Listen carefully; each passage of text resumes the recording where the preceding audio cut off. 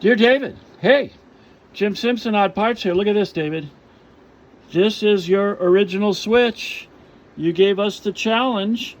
You told us to make more of these and gave us enough parts to get us started. As a matter of fact, in this absolute wonderful diagram that you drew, we have the button, we have all of the components, the small spring, the big spring, the pin, the cross pin, the whole thing.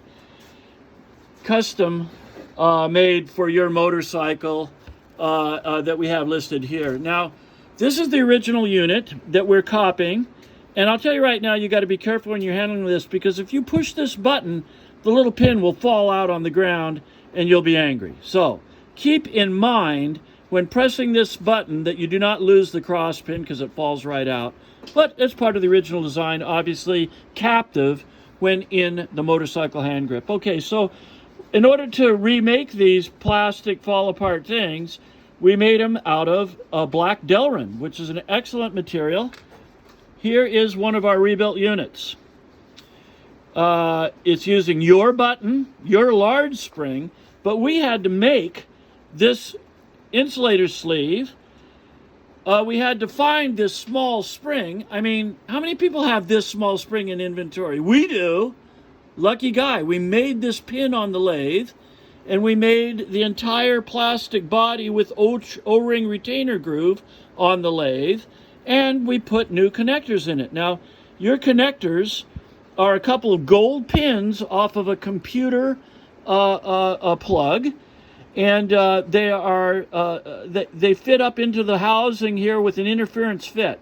They also have tiny wraparound connectors, so you can stuff wire in there. And if you're very careful with the right tool or with needle-nose pliers, you'll be able to grab your bare wires and stick them in. Now, you could use shrink tubing around the outside of it, which is what we recommend.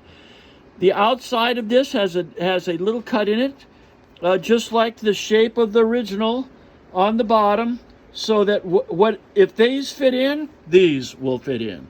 We made two of them. Now, how do we know they're any good? Because we have a 9-amp load tester, a pair of light bulbs here on a power supply that gives us an amperage reading.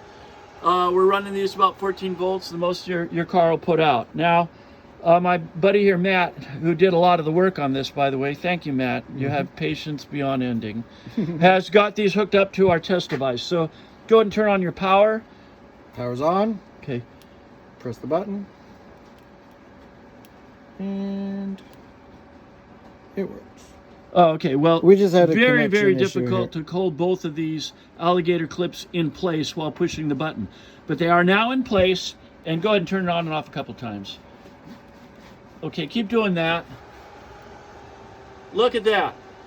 These will not likely ever see a 9-amp load, but we're testing them at a much higher amperage draw than they need to be tested at in order to verify their function for you.